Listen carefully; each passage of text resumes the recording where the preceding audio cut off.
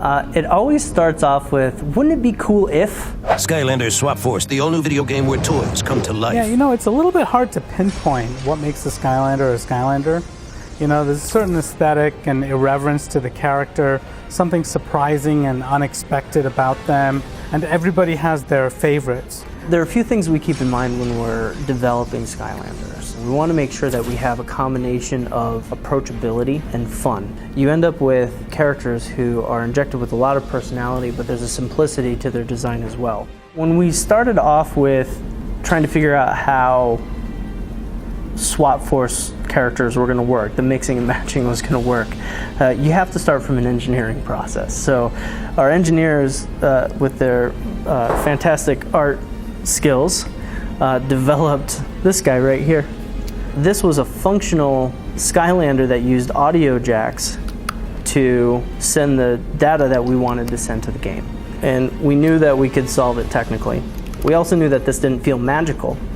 We wanted to have a gameplay pattern that felt as magical as it looked, and something that just worked. We were ultimately discussing magnets. I went home and I took some Skylanders home with me and I started cutting them up, and we ended up with Frankenlander. By the next morning I got in, everybody was so excited they hadn't slept, and we were trying to discuss, okay, we got it, this is the magic. So I threw the character onto the portal, Voodoo showed up, and we're like, okay, we've reached a point where we know that this feels great. The idea of mixing and matching was really powerful to us. Ultimately, we ended up with a design where the large majority of our characters look fantastic in any combination that you have, and that was not an accident. That was really, really well thought out, from the pose to the color design. Once we go through the concepting phase and we feel like we have a good character and everybody's on board, we start to fully model them out and sculpt them out in 3D. We develop them so that once they come off the printer, we can put the inner workings into them and get them off to kids, and they can start playing around and giving us feedback. I think it's always a challenge to make sure that we're making each character unique. Every character needs to be special, and every character needs to have their own unique abilities and their own unique personality, so that they're always somebody's favorite. We play off each other a lot because I've given them suggestions and have gotten things back that I wasn't expecting, and then they've handed me drawings where they had a context in their mind, but I said, well, I think this character looks like this, or this appears to be this kind of personality, and we've been able to do that. And it's this constant process of iteration to really nail that overall aesthetic and experience. And once you have that look of the character down, you're then developing out their abilities, and what kind of unexpected abilities can we put with the character. We started developing the tech so that the animation systems and the combat systems worked with the mixing and matching. So we developed a very clever system that allowed us to blend between one character's animations with another character's animations.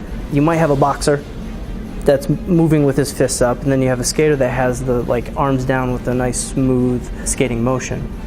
And when you bring them together, you weight which animations feel the best for that combination.